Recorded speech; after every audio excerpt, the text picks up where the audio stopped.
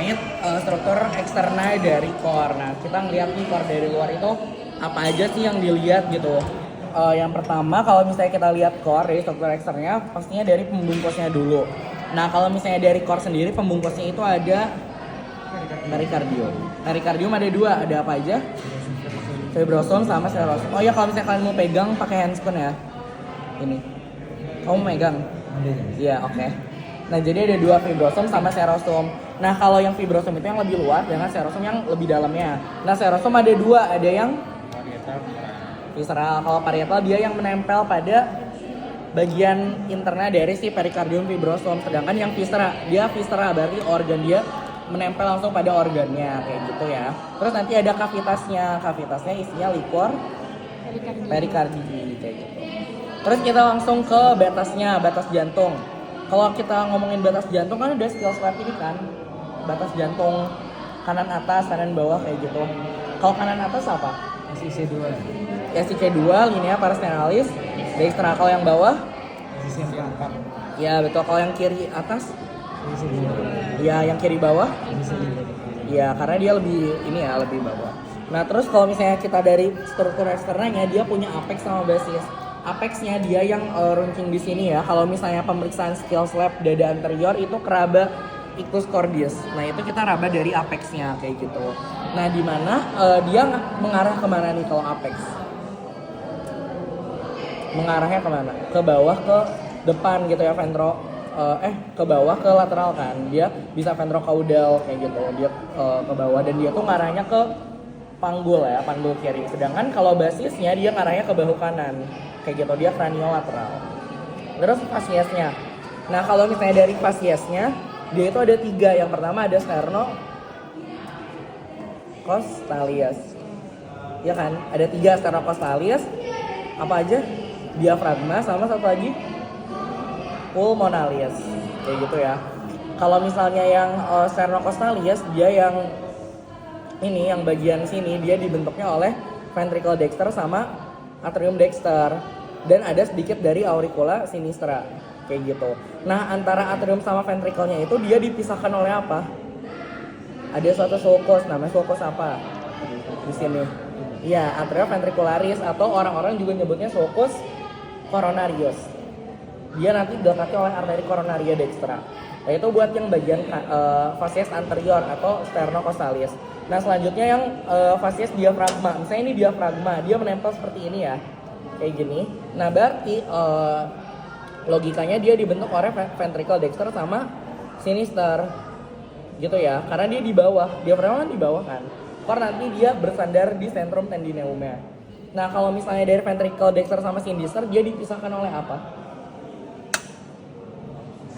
Ventricle dexter sama sinister dia dipisahkan oleh apa? Sulcus interventricularis. Ada 2 ventricle, berarti interventricularis kayak gitu di antara 2 ventricle. Dia ada 2, ada yang anterior sama ada yang posterior. Kalau semisal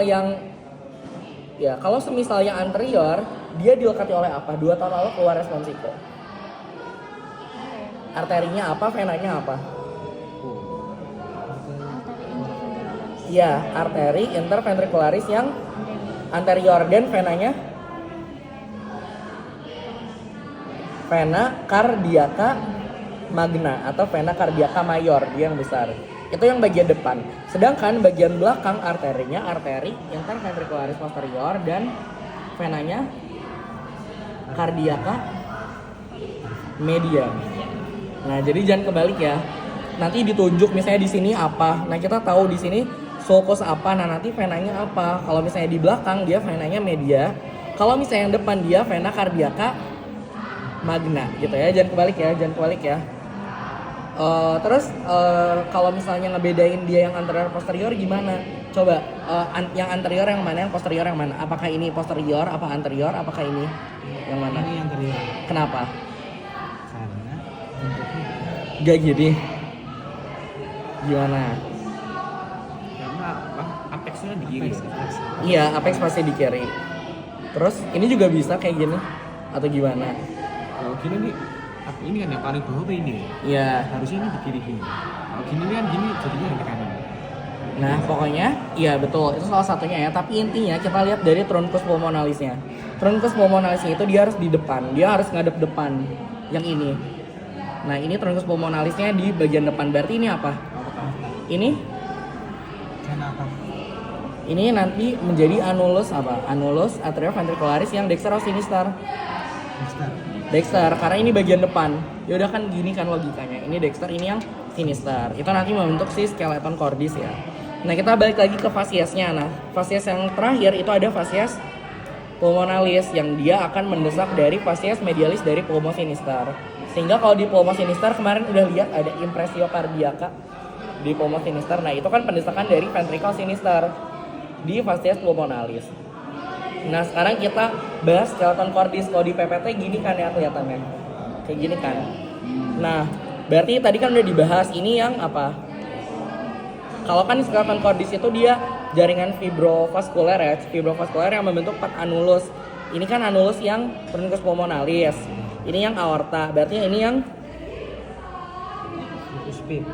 ya atrioventricularis yang anulus atrioventricularis yang dextra. Kalau yang ini yang sinistra.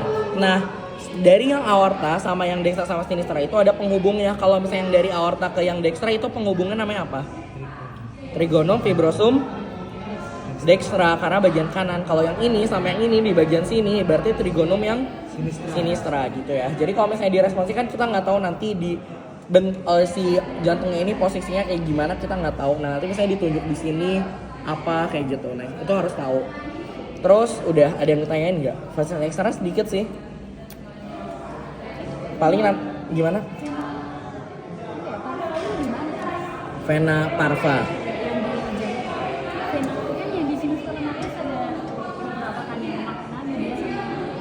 Kalau gak salah yang parva itu di ini nggak sih di bagian sinistra ya? Kalian udah kuliah dokter Doni belum? Zoom. Ya. Oh itu kalian sempet zoom ya kuliah? Oke pokoknya kan PPT-nya tuh warnanya putih gitu kan. Nah kalau dulu tahunku tuh ada dua, ada yang isinya tuh materi sama isinya tuh soal latihan soal gitulah. Nah terus tiba-tiba responsiku tuh yang banyak keluar dari soalnya dokter Doni yang tentang jantung gitu. Terus kayak angkatanku tuh kayak rata-rata ya orang pada nilainya tuh di atas 9 kayak gitu karena kebantu gitu. Terus kayak lebih banyak core-nya juga sih. Dan sih kalau misalnya kalian mau pegang boleh ya, atau foto-foto nih.